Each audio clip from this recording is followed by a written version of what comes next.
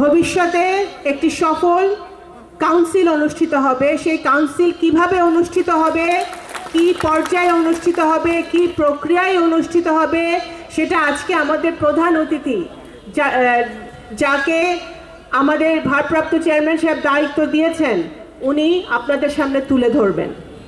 আমি সাংগঠনিক সম্পাদক হিসেবে সাংগঠনিক দায়িত্বে থাকা অবস্থায় বা একজন রাজনৈতিক কর্মী হিসেবে আমি এতটুকুই বলতে পারি যে রাজবাড়ী জেলা বিএনপি শক্তিশালী করতে হলে তৃণমূল থেকে ঐক্যর মধ্য দিয়ে ঐক্যবদ্ধভাবে জেলা পর্যায় পর্যন্ত এমন নেতৃত্ব আপনাদের আনা উচিত যে ভবিষ্যতে জনাব তারেক রহমানকে দেশ বাংলাদেশ গড়তে, রাজবাড়ির উন্নয়ন করতে, রাজবাড়িতে একটি শক্তিশালী ধানের শীষের ঘাঁটি তৈরি করতে সাহায্য করবে।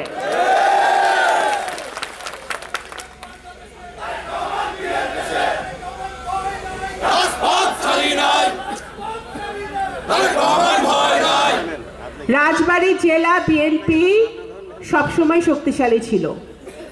রাজবাড়িতে যে দুটো নির্বাচনী এলাকা আছে সবসময় ধানের শীষের ঘাঁটি হিসেবে পরিচিত।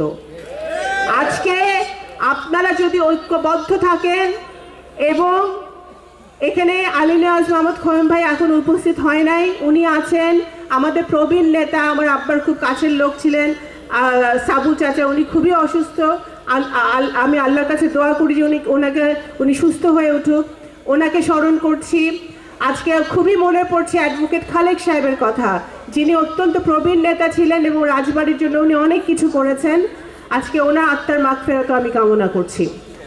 আজকে যেসব নেতারা হাসিনার 14-17 বছরে শেখ হাসিনা স্বৈরাচারী শেখ হাসিনার বিরুদ্ধে আন্দোলন করতে গিয়ে আত্মাহুতি দিয়েছে, বিভিন্ন সময় মারা গেছে, এই রাজবাড়ী জেলার বহু নেতাকর্মী জেল খেটেছে, মিথ্যা মামলায় গেছে, প্রত্যেককে আজকে আমি স্মরণ করছি। আমি একটা কথা বলতে চাই, আমি মনে প্রাণে বিশ্বাস করি সবসময়, সেটা আমি যখনই সুযোগ পাই এটা আমি বলি।